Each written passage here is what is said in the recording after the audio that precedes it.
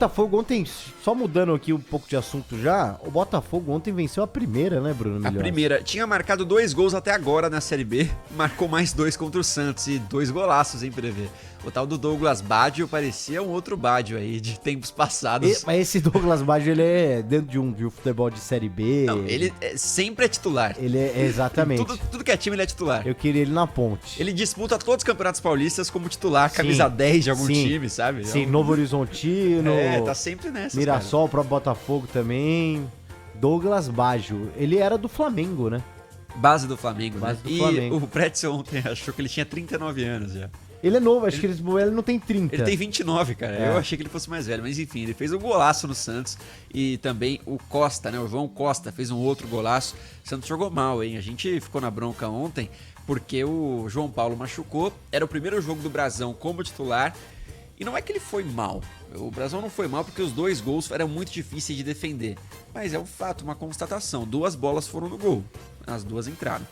Então, mas o primeiro gol do Botafogo foi o golaço? Não tinha o que fazer, os 2 foram golaços. Cara, golaço. O do Douglas Baggio mesmo, sim, né? Sim, e o segundo também, foi um chute de fora da área muito bonito.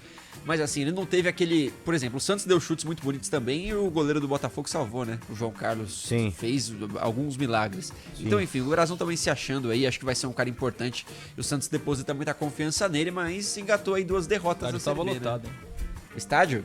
Tá brincando, né, cara? Porque, o Santos vendeu mando... 11 mil pessoas, né? 11 mil pessoas num estádio em que cabem 35 mil, mais ou menos, Sim. Estádio do Café.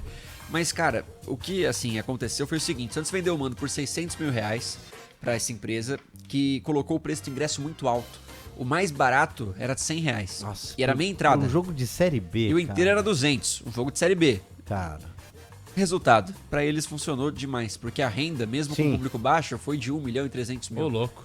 Então eles lucraram horrores. O lucro foi pra a empresa. Isso, e aí pagaram 600 mil pro Santos. Eles foram bem demais. O Santos vendeu esse mando por conta também da punição? Isso, esperou, né? O Marcelo Teixeira falou sobre isso. Como tem uma punição que impede torcedores organizados ainda no STJD, o Santos tem esse e mais 2 jogos agora sem a presença das organizadas, ele pensou que teria um arrecadamento menor. E aí ele vendeu esse jogo, aproveitou a oportunidade e também tentando gerar caixa, né? O Santos tem que ser criativo para gerar receita porque só joga a Série B. Então essas estratégias aí funcionam. 600 mil reais, vamos combinar, é mais do que o Santos faria na Vila Belmiro, do que costuma fazer na Vila Belmiro. Pelo menos nos últimos jogos. Então, querendo ou não, pro Santos não foi de todo ruim. Mas deu pra ver que, pra empresa, assim... O torcedor foi péssimo, né? Eles tiveram um custo de operação, será lá? Tiveram. O lucro não é limpo, né? Não é, o custo fica com a empresa. Mil, né? Mas, enfim, ainda assim, foi um baita negócio. Prejuízo técnico pro Santos um pouco, né? O Santos, bastante. O Santos nos últimos 5 jogos perdeu 3 na Série B. É verdade. Já não é mais aquela coisa meio, vamos entrar em campo e esperar dar 38 rodadas, E eu ouvi né? dizer... O Goiás já lidera de forma isolada. Então, perdeu pro Amazonas. Perdeu pro Amazonas, perdeu pro América Mineiro e perdeu ontem pro Botafogo. Então, e o Santos não enfrentou, tudo bem, pegou o Avaí que tá no G4, mas não pegou aqueles times que são candidatos fortes além do América. Sim. Não pegou um Goiás, um Ceará, o Sport. Então vão ser alguns pesos aí pra gente avaliar. Tudo bem que o Santos tem muitos desfalques também, né? Deu uma complicada nessa questão, mas ainda assim... Cara, mas assim... Tem time que sobra pra não passar por esses apuros.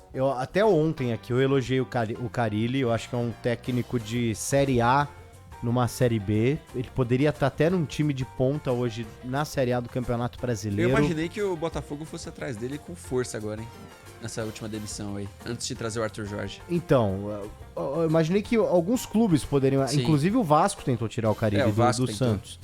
Cara, mas tá entrando naquela fase do trabalho dele até de uma forma antecipada. Meu, você tem que tirar mais, tem que extrair mais. Um Santos na Série B, eu sei que o elenco não é lá essas coisas, tem muito boi cansado ali, muito boi cansado, mas... Preocupante, hein? O segundo tempo do Santos, quando entra um Casares da vida, você já vê que pra sair alguma coisa é duro, Sim. viu, cara? Eu fiquei preocupado ontem, assim. Eu fiquei preocupado, claro que no jogo contra a Ponte eu tava torcendo pra Ponte, mas sim, eu achei que o Santos já jogou muito mal ali. Faz um gol logo de cara, tal. O time da Ponte tava muito mal naquele momento ainda com o Brigatti. Achei o Santos ali já muito mal. Tô com uma luz amarela com relação ao Santos, viu? Não sei não. Eu acho que vai subir, mas vai ser longe de ser essa barbada que eu achei que ia ser meio que 38 jogos, 38 vitórias, assim. Né? É que começou muito bem, né? E uma tabela que ajudou um pouco, digamos assim, porque pegou alguns times frágeis no começo também. Estreou contra o Paysandu, também emendou vitórias ali contra a equipe do Avaí, que jogou muito mal naquela partida, tanto que demitiu o técnico, né, no jogo seguinte.